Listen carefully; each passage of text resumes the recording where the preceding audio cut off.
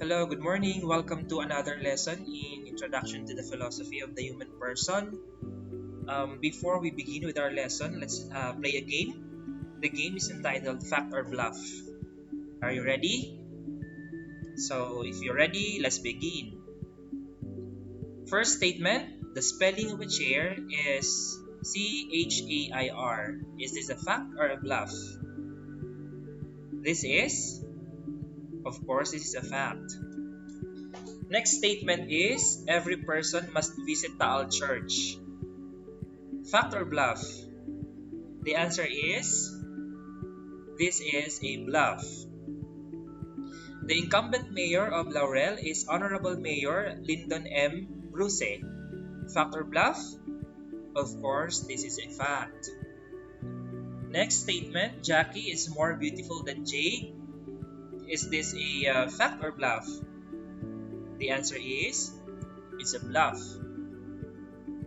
Snakes and crocodiles are examples of reptiles. Fact or bluff? The answer is fact. The biggest planet in the solar system is Jupiter. Fact or bluff? The answer is fact. Money is the most important thing in the world. Fact or bluff? Of course, the answer is bluff. Next, we have Batangas province is a part of region 4A. Fact or bluff? The answer is fact. Cats are the best pets among all animals. Fact or bluff? The answer is bluff. Taal volcano erupted last January 12, 2020. Fact or bluff? The answer is a fact. Okay, so based on the game, what are the two forms of statements given? What examples were given for each? What examples of fact and opinion can you give based on your real life experiences? So basically, in the game that we have just played, the two forms of statements that were given are the statement of fact, and the other one is the statement of opinion. And in our lives, almost all of the time, we tend to give a statement of facts, and also most of the times we also give statements of opinion. So that leads to our lesson for today, the continuation of our lesson, which is about distinguishing opinion from truth. And the specific objectives today are as follows. First, at the end of the lesson, you should be able to know the nature and theories of truth. You should be able to differentiate truth and opinion. You should be able to write examples for every theory of truth. And then you should be able to recognize the importance of understanding the theories of truth. The nature of truth. Okay, so the following are the steps in validating knowledge. So if you still remember our past lesson, our topic there was how do we acquire knowledge. So actually that's the first step in epistemology. Now we are on validating knowledge, which is the second step the second part of studying epistemology. So how are you going to validate a knowledge? First, you should ask yourself the following question. How did I arrive at this belief? What step? So you have to retrace your step. If you're going to validate your knowledge, you have to retrace your steps, the steps that you took to acquire the knowledge. Ito yung tinatawag nating reverse engineer. And ito yung tinatawag ni Dr. Peikoff na reduction. So you're going back, you're retracing your steps so that you should be able to validate your knowledge. Parang sa bahay lang yan. Pag nawala ang iyong walis, habang ikaw ay nagpipispis ng inyong ng inyong sahig, Nakalimutan mo kung nasaan ang walis, anong gagawin mo? Aalamin mo kung saan ka huling tumayo or umupo at dun mo babalikan or dun mo malalaman or mababalikan kung saan mo ba naiwanan yung walis. So, that's basically what we call retracing your steps. Now here is the process in acquiring knowledge. So, in acquiring knowledge, as we have discussed earlier in the previous video, the steps here, actually may kulang pa to, di ba? Ang pinakauna ay reality, followed by perception, concept. You are on the third step, actually you form concepts regarding the things or regarding the person that you see. And then the third one, proposition, wherein you are trying to prove something or denying something. And then we have the inference, wherein you are actually stating premises or premise, and then from that premise you are forming a conclusion. So that's the process in acquiring knowledge. That's just a means of review. Now here, this time in the validating knowledge, what we do is we start from the last step of acquiring knowledge. We begin with inference, and then we go back to proposition, to concept, and then to perception. Pabalik. Kaya nga sinasabi natin kanina that you are retracing your steps. So, basically, if you are going to validate the knowledge that you have acquired, ang unang-unang makikita mo is a conclusion. And then, after the conclusion, aalamin mo kung tama ba ang naging conclusion na to by stating the proposition and then looking at the concepts and check whether there was correct perception on the thing or on the person that is the subject of the knowledge. Thus, what the ancient pre-Socratic philosopher Heraclitus said is true when applied to epistemology. Ito na yon. The way up or the knowledge acquisition is the way down, which is the knowledge validation. Yun lang. To acquire the knowledge, you start from perception up to inference. But on the other hand, this is the process of validating. Pabalik na ngayon, the way down from inference to perception. If we perform the process of reduction, we will realize that all true knowledge rests ultimately on the sense of perception, on sense perception. Pabalik yun. Pag mag-validate tayo, pag aalamin natin kung tama ba or validate yung knowledge na ating nakuha or na-acquire, ay titingnan lang natin. Tama ba? I-check lang natin kung tama yung pagkakakita, pagkakarinig, pagkaka-feel ng isang tao. It will all boil down on the sense perception. A belief is true if it can be justified or proven through the use of one's senses.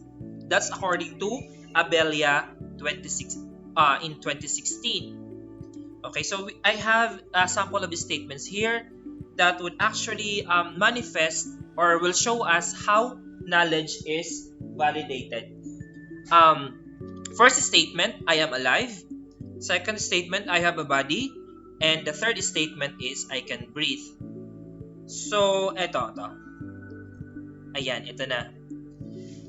Kanina nga, di ba, matatandaan ninyo sa ating previous statement, makikita nyo dito, ayan, inference, proposition, concept, perception. So, kung i-apply natin yan dito sa ating statement na binigay ngayon, paano ba natin i-validate? So, ayan. So, I am alive. This is your inference or your conclusion. Buhay ka. Paano mo siya i-validate na ikaw ay buhay? Because you have a body. Yan ay papatak sa proposition. You are proposing or you are affirming, you have your affirmative proposition na ikaw ay buhay. sa pamamagitan ng pagbibigay ng ebidensya na ikaw ay mayroong katawan. And paano mo pa ma-validate na ikaw ay buhay, na may katawan ka? Because you can breathe. You have the sense of, you are using your senses, which is you can breathe, di ba? And paano mo siya malalaman na valid? Nakikita mo o nararamdaman mo na ikaw ay nahinga pa. So, that's the application of validating the knowledge. Steps in validating knowledge. Okay, ayan, meron pa. Some beliefs. So, number 1 here is, what's this? Balikan natin. Ayan, yun nga. So, ngayon, number 2. Some beliefs or ideas need a multi-step process of validation called proof. Nevertheless, proof rests ultimately on sense of perception. So, in order to validate the knowledge, kailangan may ebidensya ka or proof. To prove that indeed, tulad ng example natin kanina, ikaw ay alive, ikaw ay buhay pa. So, ano yung proof mo doon? You're breathing, you have your body. Statements based on sense of perception are factual, and if we base our beliefs on such facts, our beliefs are true. For example, the belief that human beings have the right to life rests on the following claim. Ayan, human beings are rational animals.